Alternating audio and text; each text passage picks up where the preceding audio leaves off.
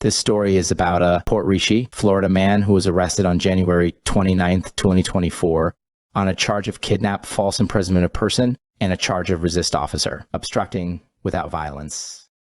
Here's the probable cause statement written by Detective Kevin Miller, a law enforcement officer with the Pasco Sheriff's Office. Reads as follows.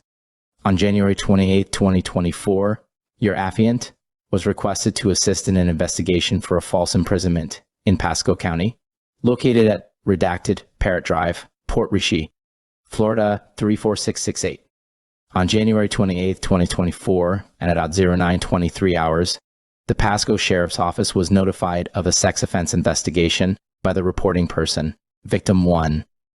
Victim 1 reported she had been living at redacted Parrot Drive, Port Richey, for approximately 1 month.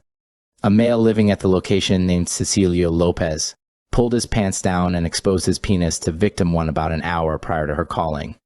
During the investigation into the exposure of genitalia, Victim 1 disclosed to deputies an elderly female has been living in Lopez's bedroom, and that Victim 1 has never seen or heard this female. Victim 1 has seen Lopez doing the female's laundry, which is how Victim 1 was aware a female was living in his bedroom. Your affiant spoke to deputies Carmen Frachica and Mark Mitchell, who were on scene investigating the incident. During their investigation, they discovered kidnap victim, a 63-year-old, was residing inside Lopez's bedroom. While speaking to kidnap victim just outside the front door's threshold of the residence, Lopez would not allow deputies to speak to her, saying she was bipolar. Lopez would talk over kidnap victim and deputies attempting to control any interaction between deputies and kidnap victim. Deputies asked kidnap victim if she wanted law enforcement help, which she affirmed. Deputies were able to get kidnap victim out of the residence, and Lopez remained inside, refusing to allow deputies in. Your affiant learned from deputies who were on scene that while attempting to gather information from kidnap victim, Lopez periodically would shout information at them about kidnap victim and his status in her affairs. Lopez indicated to law enforcement from inside the home that he had control over her finances, medical information, and social security documents. Your affiant learned that when deputies spoke to kidnap victim stated Lopez had threatened her with a hatchet some time ago in order to coerce her into signing control over these types of matters and documents. Kidnap victim is not related to Lopez. Deputies relayed to your affiant that kidnap victim has schizophrenia, as documented in a DCF report from 2020. Deputies were unable to gain consent to access the residence to re-engage Lopez. Deputies spoke to neighbors, Thomas Parent and Patricia Gamby, while on scene.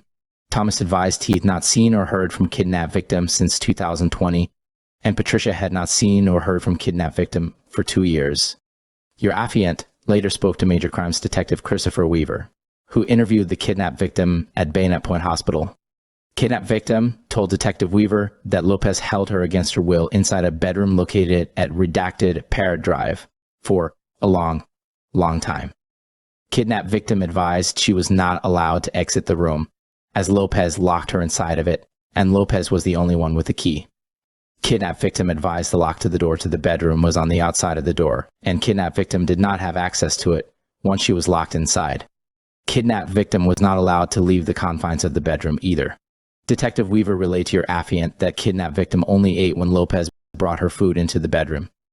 Lopez would allow kidnap victim to watch television in the bedroom, but would not allow her access to any form of communication outside of the bedroom, including, but not limited to, the use of any telephone or internet. Kidnap victim had no knowledge of another person living inside of the home located at redacted Parrot Drive, Port Richey. Detective Weaver brought to kidnap victim's attention that Victim 1 indicated to law enforcement that she had been living in the home for about a month and was the person whom contacted law enforcement today. Kidnap victim denied knowing Victim 1 or anyone who lived in the residence beside herself and Lopez.